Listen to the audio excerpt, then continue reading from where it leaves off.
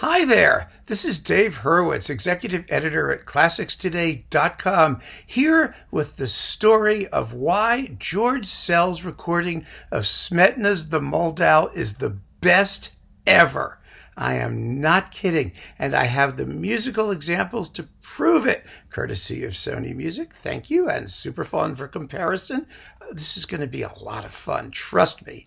The story begins in an orchestra a long, long time ago in a university far, far away. I was playing percussion in the Moldau with the Johns Hopkins Symphony Orchestra when I was in college.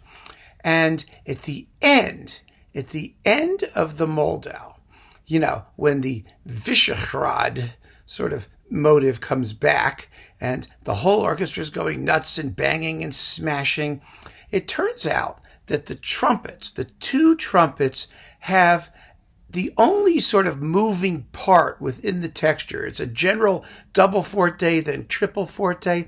I'm going to put the music up so you can have a look at it, and you'll see exactly what I mean. I hope now you can see it sort of while I talk a little bit. If you look there, these are the brass parts, and you'll see the trumpets, the two of them, they're duetting. One of them's going bum ba da da dum ba da da dum ba da da dum. You know, they're doing that, you know, pairing off one after the other, and then they go bum ba ba ba bum ba ba ba ba ba ba ba ba ba ba ba. It's just a rising arpeggio, but it's divided between the two trumpets.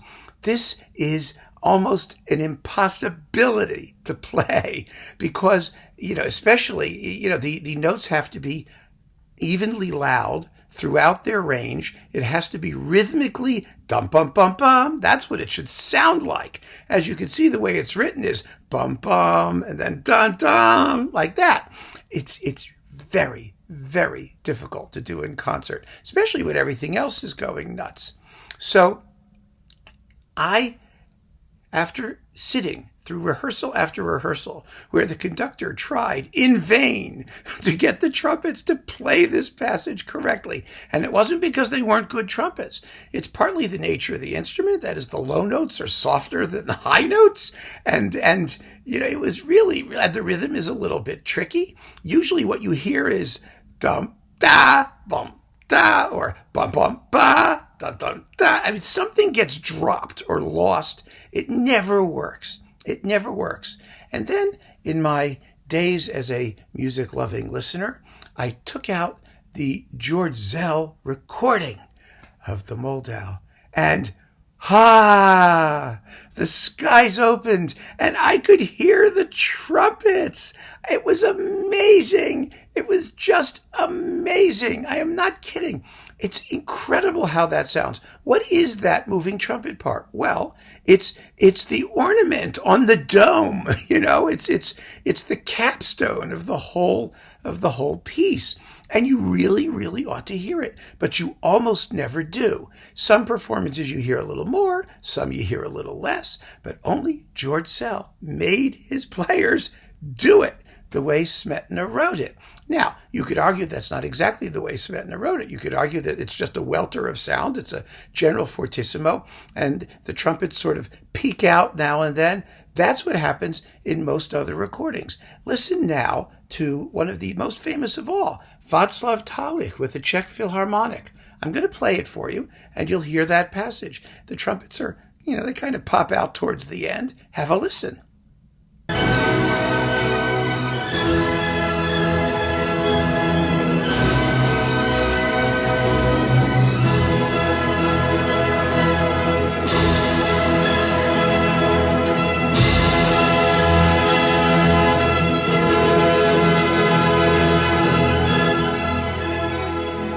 See what I mean? They sort of pop out towards the end. But now listen to George Szell.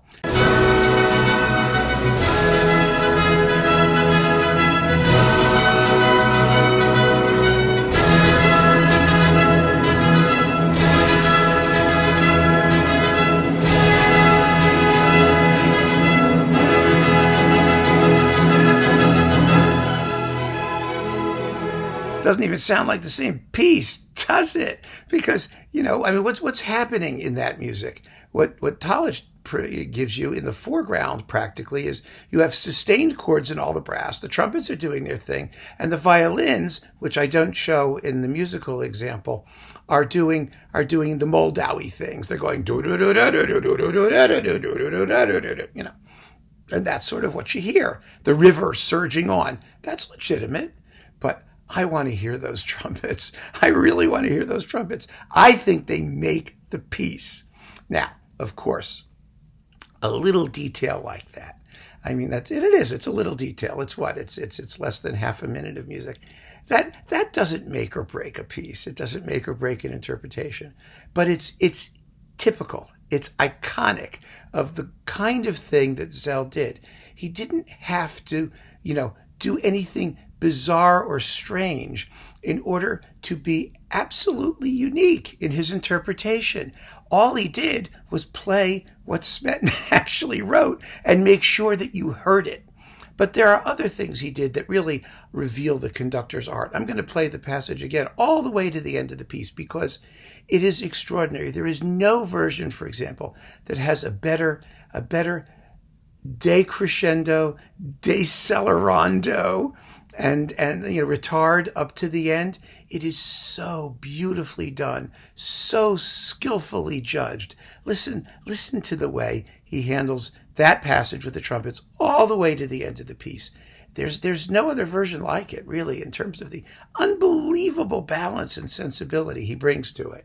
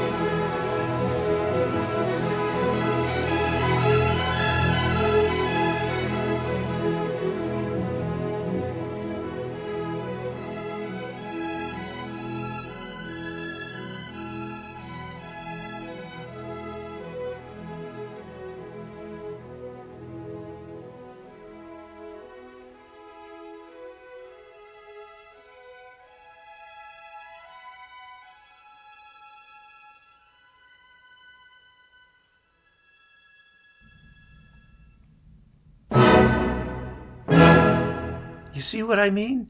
And if you take that kind of care, that kind of skill and precision, and apply it to the entire work, you get the best Moldau ever. And by the way, I tend to call it the Moldau when it's separate, because everybody calls it the Moldau. It's easier. If you say, oh, I'm listening to Vltava, everyone's going to look at you like, what? What's a Vltava? On the other hand, if you're doing the complete Vlást, the second part, which is the Moldau in auf Deutsch, is Vltava, the river, in Czech. And so I think it's more appropriate to call it Vltava when you're talking about Vlást, and the Moldau when you're not. That's a nice, handy way of distinguishing, the two different ways of performing it. But I wanted to bring this to you because I just think here's one of those cases where in just one pithy example, you can really hear what makes a conductor special. And, and Szell is not a literalist because, as you heard Tallich do it. I mean, that's as literal as it gets. That's the tradition of playing Smetana's Vlást in Czechoslovakia with the Czech Philharmonic. But there are these wonderful moments that I, as a critic, and I'm sure you as a listener notice too, where you hear something you never heard. And now, because of IMSLP, from whence the musical example came, you can actually go and look at a score of just about anything, and you see that what you're hearing is simply what the composer wrote. And the difference between this performance and that other performance is that the people in question are letting you hear the music. That's simple. Such a simple thing. I mean, what does Szell do there? He lets you hear the tune. He lets you hear what the upper line ought to be. And it's just a wonderful thing. And the result is a revelation in terms of your understanding of how that entire climax is shaped. It's just what makes listening to all of this stuff so much fun. Now, there are other versions where you do hear more of the trumpets. Berglund was one of them. We talked about them in my talk about complete Vlásts. I mean, if you want to go look at that talk. Berglund was one of them. Also, Dochnani never did a complete Vlást, but he did do the Moldau in Cleveland, and it might be a little snarky to say so, but maybe they remembered how Szell did it, because in the Moldau, you almost hear the trumpets as clearly as with George Szell. Not quite, but almost. But anyway, this I think is just a wonderful example that encapsulates Szell's art as a conductor, and also tells you something about what great music making is about. And I hope that it impresses you as much as it impresses me. So keep on listening, folks, to George Szell playing the Moldau. Just a great, great performance. Take care.